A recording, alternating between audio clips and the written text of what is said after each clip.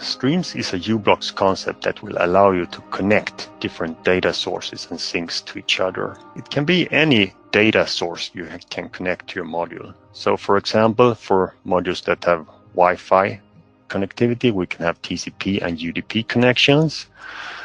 For modules that have Bluetooth Classic, we can have the Bluetooth serial port profile. And for Bluetooth Low Energy, we can have the u-blox serial port service, which we will see later.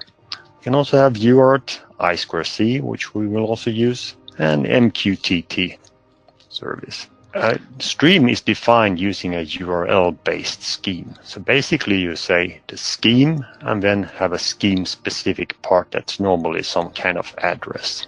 So for example, for the Bluetooth Low Energy serial port service, we have the scheme SPS, and then we have an address, which is a Bluetooth MAC address.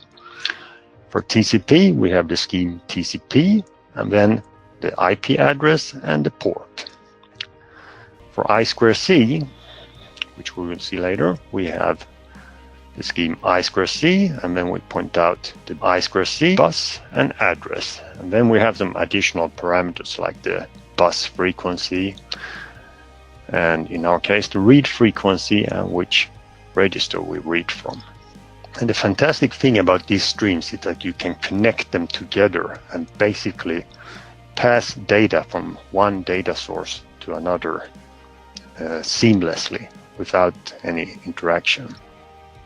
And we will see in this example that we will have our temperature sensor connected over I2C, and we will connect that stream to a serial port service and then seamlessly transfer the temperature readings over Bluetooth.